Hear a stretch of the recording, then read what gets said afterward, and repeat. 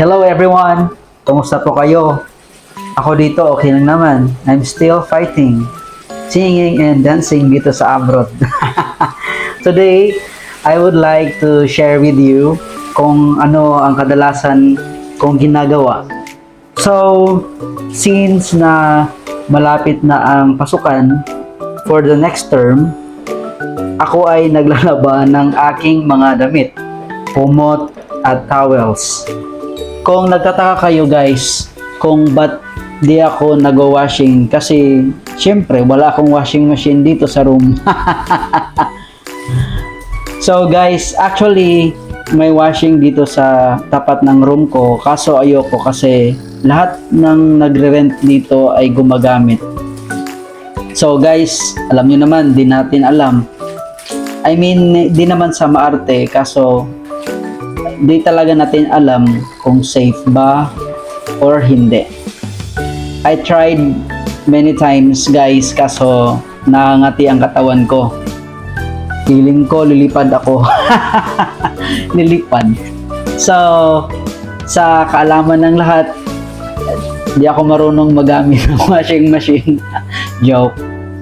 Sadyang di lang ako sanay magamit, at para sa akin guys, mas malinis talaga kapag ginagamit ko yung kamay ko. I mean, seryoso talaga guys. Hindi talaga ako sanay na magamit ng washing machine. Tapos, kahit na masakit yung kamay ko, dahil syempre siguro na dahil naramihan ko yung tubig, naramihan ko ng powder. So, syempre, yung powder doon pupunta sa skin ko guys. Ang arte. So, yes, totoo talaga yun guys. Every time na matapos ko yung paglalaba ko gamit yung kamay ko guys, yung kaliwang kamay ko is parang may pula-pula at saka ang hapdi. So siguro dahil dun sa ginagamit kong powder guys. Pero actually kapag nakita ko yung mga damit ko na ang linis, comfortable ako na susuotin ko, kasi wala akong nakikita na balahibo ng pusa. Kasi nung naglaba ako dun sa washing guys, first time ko maglaba guys, after nun guys, may nakita akong balahibo ng mga pusa. So doon ako nagtaka, at saka syempre di na din ko nilaban ulit kasi pagod na rin. So I tried na sinuot ko guys. So yun yung first time ko na experience guys na kumakati yung katawan ko, yung likod ko at saka yung bandang sa tiyan ko, saka sa likod ng leeg ko guys. So doon ko na remember na nagwashing pala ako doon sa tapat ng room ko.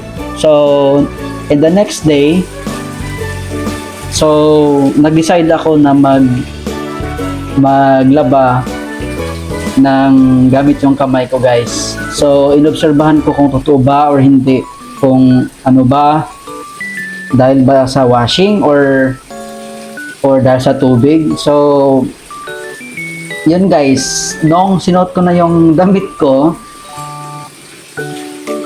hindi ako nangangati. So ang dahilan ng pagkati ng katawan ko guys is dahil sa washing. So siguro merong hindi natin alam. Hindi naman sa maarte guys, pero nasanay na kasi ako na maglaba gamit yung kamay ko since elementary. I think elementary ako guys. Kasi since elementary, sinanay na kami ng parents namin, lalong-lalo na yung mama namin, na kami ang maglaba ng mga damit namin. So, yun guys. I'm so happy and so blessed na tinuruan kami ng trabahong bahay guys, especially sa paglalaba. So guys, pero seryoso talaga guys ha, pagdating sa paglalaba, mas pipiliin ko ang paggamit ng mga kamay ko compared sa pag-washing. Hindi naman sa maarte ako or hindi naman sa conservative ako guys, or hindi naman sa wala akong washing guys. Mas comfortable talaga ako nagagamit yung kamay ko kasi mas feel ko talaga na mawawala yung mga dumi. Tsaka yan lang. So pero depende yan sa choice mo.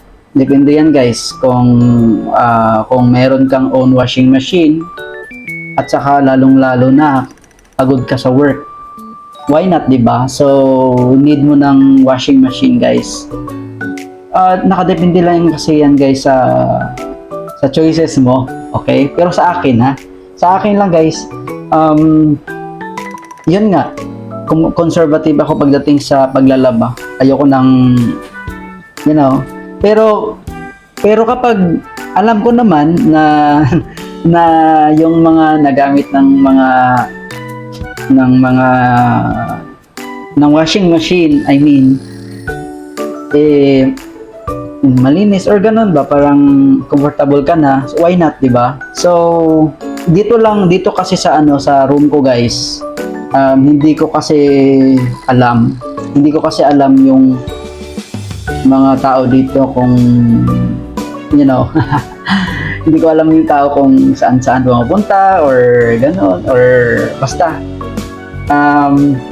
kasi dito guys, yung damit ng pusa nila, damit ng siguro meron silang mga aso dito or anything na pets nila dito guys, dinadala nila dito sa room. Tapos syempre pag naglaba sila, merong mga balahibo ng pets nila like pusa, so hindi natin alam.